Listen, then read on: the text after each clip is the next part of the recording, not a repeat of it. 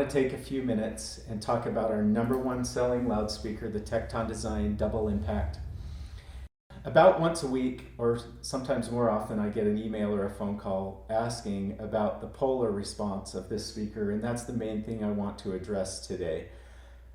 A year and a half ago, Sean Fowler reviewed the Double Impact. It was a wonderful review, and we're very grateful for Zero Fidelity and Sean Fowler and his efforts in putting together that review. One of the things Sean mentioned in his review was the polar response being somewhat narrow. And I'd like to take just a minute to explain that. And what he's talking about is the off-axis polar response, meaning this is a really special device. I can take this array and I can make it a flat plane and I can make it a spherical plane. I can also control the directivity. Think of it as a trumpet. I can make that a very narrow, powerful, intense wave, or I can make it very broad.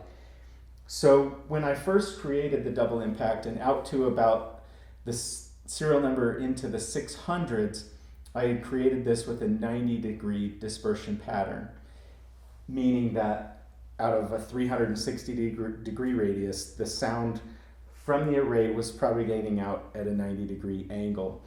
Sean mentioned that he thought that it was somewhat narrow, and once he posted that on his review, I immediately addressed that and I widened it. So that it was never a problem. It was just that we kept getting a lot of questions about how narrow it was.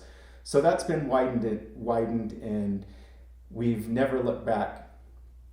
Now, how good is the polar response? I'll take a minute to explain just how good this speaker's polar response is.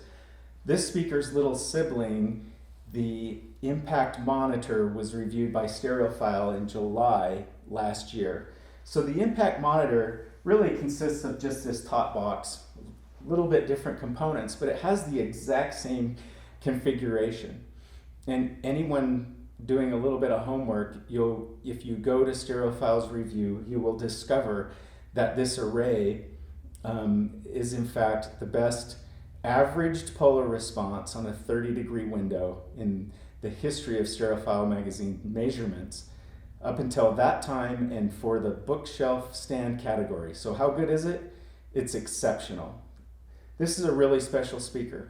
I'll take a few minutes and share some other key things about this speaker that it's a bit of a mystery. Half the people look at this speaker and they know there's something really great about it, and the other half of the people look at it and think, well, it's very odd. I've never seen anything like this. So just to explain what's going on here is this ring right here. Well, I'll take it out even farther than that. From here up is covering 65 hertz and above. Basically, the bottom end is doing subwoofer type bass and very deep bass.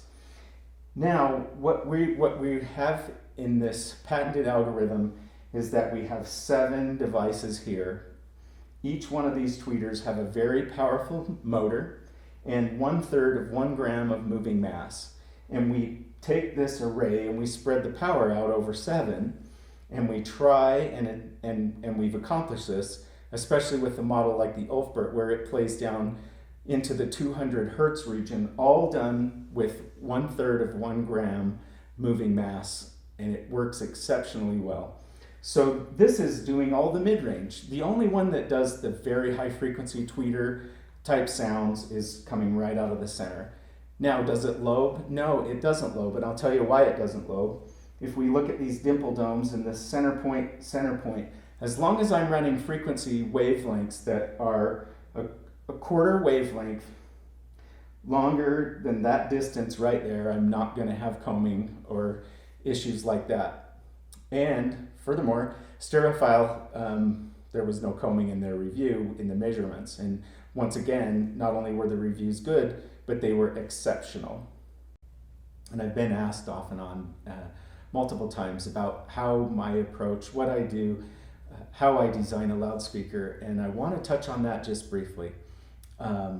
Is it a special frequency response or an efficiency or an impedance or something like that? No, it's not.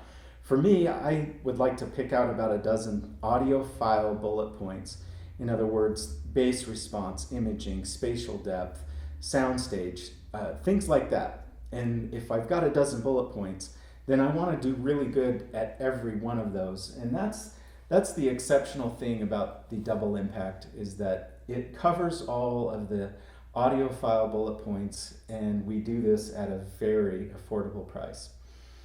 Please know that this is just the first of hopefully many other future videos. There's a lot that I want to share with you. There's a lot that I want to explain and show you.